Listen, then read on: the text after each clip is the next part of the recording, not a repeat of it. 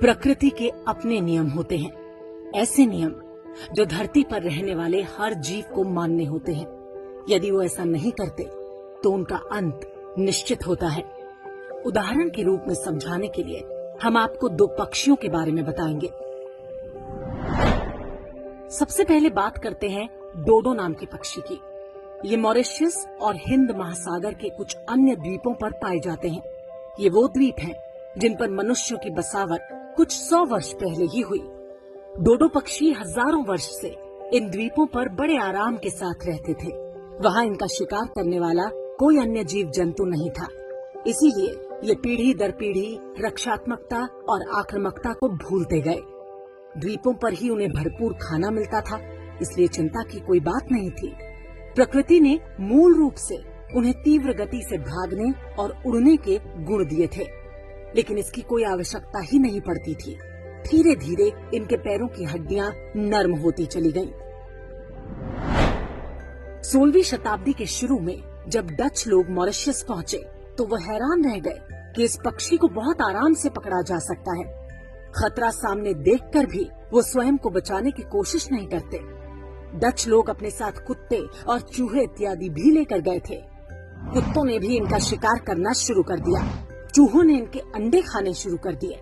डोडो पक्षी के अंदर खतरे को समझने और आत्मरक्षा का मूलभूत गुण भी समाप्त हो चुका था। परिणाम ये हुआ कि कुछ ही वर्षों में डोडो पक्षी धरती से पूरी तरह से विलुप्त हो गया। आज इस पक्षी के सिर्फ 2 ममी बनाकर रखे गए हैं। एक ब्रिटेन के रॉयल म्यूजियम में है तो दूसरा मॉरिशस यूनिवर्सिटी में। अब बात दूसरे पक्षी की, जिसका नाम है केसोवरी। ये पक्षी ऑस्ट्रेलिया और न्यूजीलैंड से लगे द्वीप समूहों और कैरेबियन सागर के द्वीपों पर रहता है। ये भी डोडो, शुतुरमुर्ग और एमू के परिवार का ही पक्षी है। जिन जगहों पर ये रहते हैं वहाँ पर इनका शिकार करने वाले कई दूसरे जानवर रहते थे। समय के साथ मनुष्य ने भी इनका शिकार शुरू कर दिया। परिणाम ये हुआ केसोवरी पक्षी ने पीढ़ी दर पीढ़ी अपने अंदर आक्रामकता और आत्मरक्षा के गुण विकसित कर लिए। मनुष्य को देखते ही ये उन्हें दौड़ा लेते हैं और पंजों से वार करते हैं। इनके नाखून 8 इंच लंबे किसी तेज चाकू की तरह पैने होते हैं।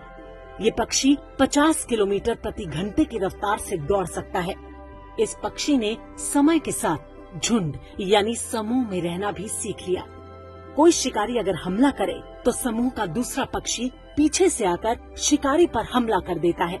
आज जिन जंगलों में केसोवरी पक्षी पाए जाते हैं वहाँ बड़े बड़े चेतावनी के बोर्ड लगे होते हैं, क्योंकि ये मनुष्य को देखते ही उन पर हमला कर देते हैं।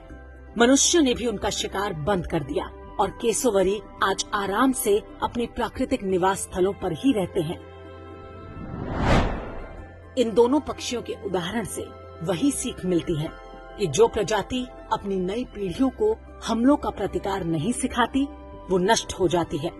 अहिंसा, दया और करुणा जैसे मानवीय गुणों के साथ साथ अस्तित्व की रक्षा के लिए शत्रु बोध का होना भी उतना ही आवश्यक है।